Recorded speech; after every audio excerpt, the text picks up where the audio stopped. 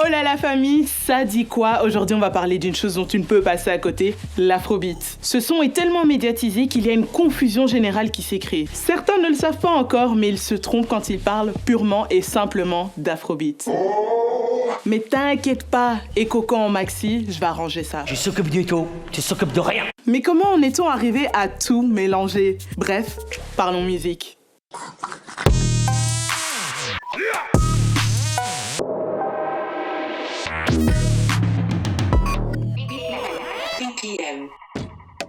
La plupart des personnes pensent que l'afrobeat ne se résume qu'au fait d'avoir des sonorités afro dans un son.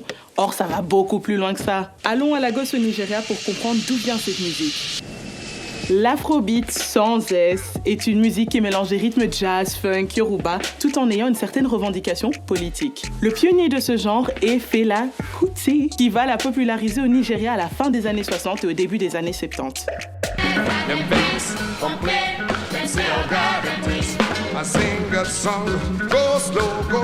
Alors que l'afrobeat, avec S, et j'insiste sur ce S, est une musique qui mélange des sonorités africaines avec du hip-hop, de l'électro, etc. D'où la grande importance de ce S qui marque le fait que les influences sont multiples. Les textes seront plus légers et vont parler de choses comme le sexe, l'argent, bref, t'as compris quoi. Money, money. L'Afrique est un grand continent et pas un pays, j'insiste s'il vous plaît. Avec des milliers de coutumes, de dialectes et de sons, donc l'héritage musical est très très large. Mais pourquoi il y a toujours quelqu'un qui va demander « Hey, tu parles africain ?» Vous méritez un coup de caméra dans le face.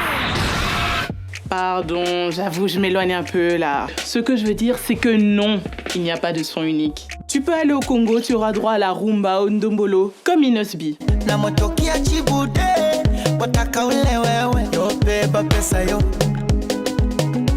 En Côte d'Ivoire, tu auras droit au coupé décalé, popularisé entre autres par DJ Arafat. Ce n'est peut-être qu'une mode pour certains, mais ça a une grande importance pour un autochtone parce que ce sont ses racines et son héritage musical.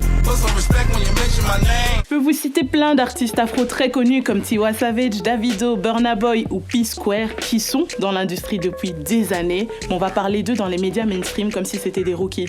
Mais il y a plein d'autres artistes afro-underground qui se défendent tout aussi bien comme un Delby, mais ils sont juste moins médiatisés.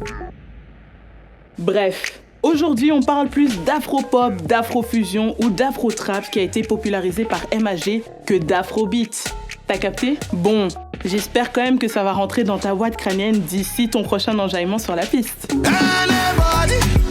Puis il y a quand même une nouvelle génération de talents qui chauffent grave nos écouteurs comme Santi ou Rema. Et on parle même pas encore des beatmakers comme Sars qui a produit un des plus gros hits de Wizkid.